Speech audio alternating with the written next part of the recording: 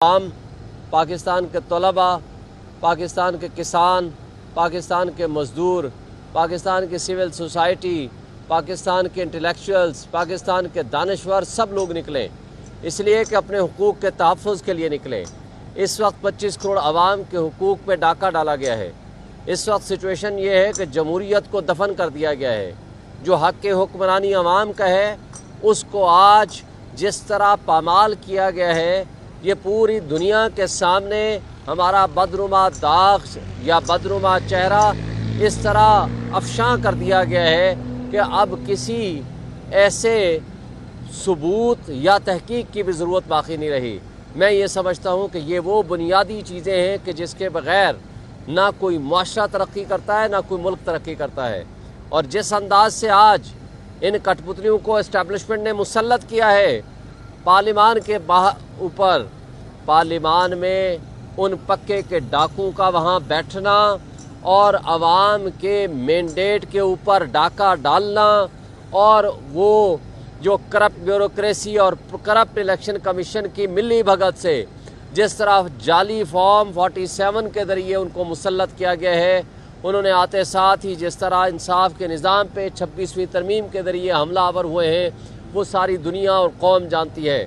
और जिस तरीक़े से उन लोगों ने अपनी नौकरी बढ़ाई है, सर्विसेज चीफ की 3 साल मुद्दत से 5 साल कराई गई है, उन जाली लोग ही वो कर सकते थे।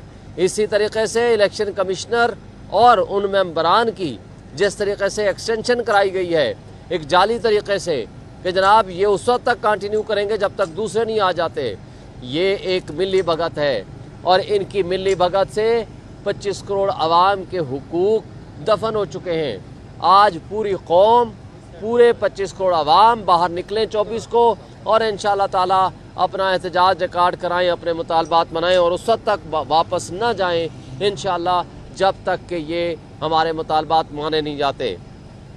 मैं आज आपके तवस्सुत से जो गोशगुजार करना चाहता हूँ, हमारे 75 साल बुज़ुर्ग और पार्लियामेंटेरियन आज़म सवाती साहब इस वक्त तक भी पाबंद सलासल हैं। उन्होंने कोई गुनाह और कोई जुर्म नहीं किया।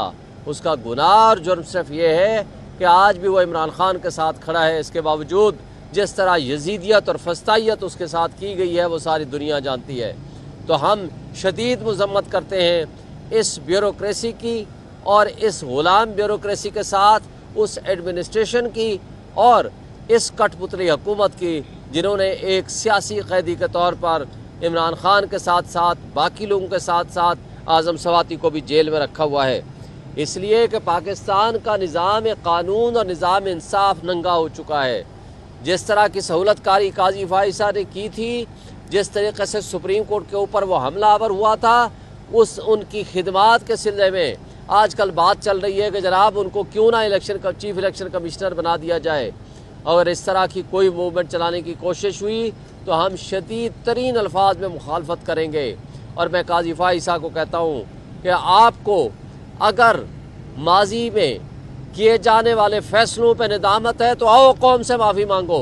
जो कुछ आपने इस मुल्क के लोगों के साथ किया, ये आप एक बदतरीन किस्म के जज के तौर पर यहाँ से आप रुखसत हुए हैं। और यही वजह है कि आज हर शख्स आपसे नफ़रत करता है, ख़ाह वो पाकिस्तान के अंदर बैठा है या पाकिस्तान के बाहर बैठा हुआ है। और जेल इंतज़ामिया के ख़िलाफ़ मैं तौहीन अदालत की दरख्वास्त आज दायर करने जा रहा हूँ 2 हवालों से। जब इनका दिल करता है हमारी लीडरशिप को अंदर वकला को जाने देते हैं और जब दिल नहीं करता नहीं जाने देते। दूसरी बात, जो इन्होंने 5 दिन के लिए बिजली बंद रखी थी, जिस तरह 10 दिन के लिए बिल्कुल बाहर निकालना छोड़ दिया था, जो बुनियादी इंसानी हुकूक हैं इमरान खान के वो मुअत्तल कर दिए थे, उसके ऊपर जेल सुप्रीडेंट के ख़िलाफ़ और जेल इंतज़ामिया के ख़िलाफ़ आज न सिर्फ तौहीन अदालत बल्कि जो मज़ीद इनकी नौकरी के ख़िलाफ़ जो कार्रवाई को मुमकिन हो सकती है इंशाअल्लाह आज मैं करूँगा। और इसी तरह इसलिए कि जेल इंतज़ामिया ग़ुलाम बनी हुई है, इनको कोई गरज नहीं है कि जेल के मैनुअल के मुताबिक, जेल रूल्स के मुताबिक, जेल क़वानीन के मुताबिक जिस शख्स के जो बुनियादी हुकूक हैं वो उनको मिलने चाहिए, जबकि ये अपने ड्यूटी से भी इनहराफ कर रहे हैं और ये मिले हुए हैं इस्टेब्लिशमेंट के साथ, इस कठपुतली हुकूमत के साथ, और उनके ग़ुलाम बन के وہ حرکتیں کر رہے ہیں جو ہم یہ سمجھتے ہیں ان کو زیب نہیں دیتی. اور پھر وہ جج صاحب جو یہاں اس وقت کیس سن رہے ہیں، مجھے نہیں پتا، سارے کیسز چھوڑ کے daily day to day basis پہ آ کر یہاں بیٹھ جاتے ہیں، اس کے باوجود کہ ابھی ہائی کورٹ کا حکم نامہ نہیں پہنچا. ہائی کورٹ کے حکم نامے کے بغیر روزانہ کی بنیاد پر یہ کیسز چلا رہے ہیں. اب منڈے کی ڈیٹ رکھ دی ہے. میں سمجھتا ہوں کہ ان سے بھی ہمیں انصاف کی توقع نہیں ہے. اور جو سب سے بڑھ کر ایک بنیادی بات ہے وہ یہ ہے کہ آج پاکستان میں بنیادی انسانی حقوق معطل ہو چکے ہیں. پاکستان کی عوام بھوک سے مر رہی ہے.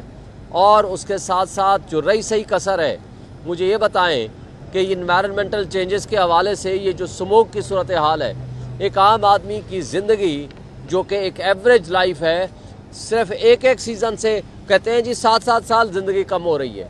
یہ صورتحال ہے. اور جو ہمارے سو کارڈ کٹ پتلی حکمران ہیں، یا وہ جنیوا میں سیریں کر رہے ہیں یا وہ لندن میں 60 ہزار ڈالر کی وہ جناب اوپر جیکٹیں پہن کے وہ آپ کا مذاق اڑا رہے ہیں. اس طریقے سے آج صورتحال یہ ہے.